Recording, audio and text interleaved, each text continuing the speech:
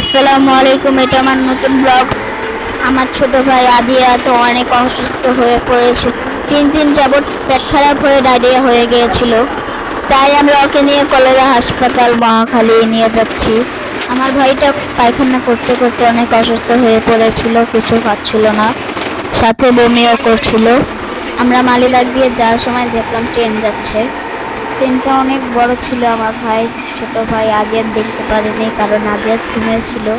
আমরা রায়বাগ থেকে মহাখালী হাসপাতাল যাব, কোনো সেনজিয়ালা যেতে চাচ্ছিল না। রুগী দেখলেই তারা ভাড়া ডাবল চায়। 300 টাকার ভাড়া 600 টাকা চাচ্ছিল, তা আমার বাবা 550 টাকা দিয়ে নিয়েছে। এখন আমাদের ইমার্জেন্সি যেতেই হবে, কারণ আমার ভাই অসুস্থ। বৃহস্পতিবার বিকাল অফিস টাইম শেষ হওয়ার কারণে অনেক জ্যাম ছিল। জ্যামের কারণে আমাদের পৌঁছাতে 1 থেকে 1.5 ঘন্টা লেগেছে। এক তো আমার ভাই অসুস্থ, তার উপর জ্যামের ভিতরে আদিয়াত বসে থাকতে থাকতে অনেক অসুস্থ হয়ে যায়। আমাদের ছোট ভাইকে তো কখনো রাস্তায় বের করা হয় না। ঢাকার আলো দেখে অনেক অবাক হয়ে যাচ্ছিল। গাড়ির হর্নের আওয়াজে বারবার ভয় পেয়ে যাচ্ছিল।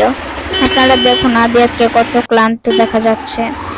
আমাদের সিএনজি হাতির ঝিল দিয়ে যাচ্ছে। রাতের ঢাকা দেখতে অনেক সুন্দর। আমাদের বাসা অনেক দূর হওয়ার কারণে আমরা তো এই জায়গায় আসতে পারিনি। এই জায়গা অনেক সুন্দর। রাতের রাস্তা দেখতে আমার অনেক ভালো লাগে। প্রায় 1.5 ঘন্টা পর আমরা হাসপাতালে যেয়ে পৌঁছাই। হাসপাতালের আনসার সদস্যরা বলে শুধু মাকে ভিতরে ঢুকতে দিতে। আমি আর বাবা বাইরে অপেক্ষা করছিলাম। আদিয়াতকে প্রথমে আফজাল রসুল রুমে রাখে 2 ঘন্টার জন্য। ভিতর থেকে আম্মু বারবার ফোন দিয়ে বলছিল কে কি লাগবে। আমার বাবাকে তো ধরতে দেয় না, এই জন্য আমি ঢুকে বারবার দিয়ে আসছিলাম।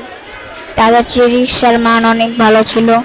তারা প্রায় 4 ঘন্টার মতো আদিয়াতের চিকিৎসা করে। রোগী সুস্থ হওয়ার পরে তারা রিলিজ দিয়ে দিল। এই যে দেখুন আমার বাবা আদিয়াতকে নিয়ে বের হয়ে যাচ্ছে।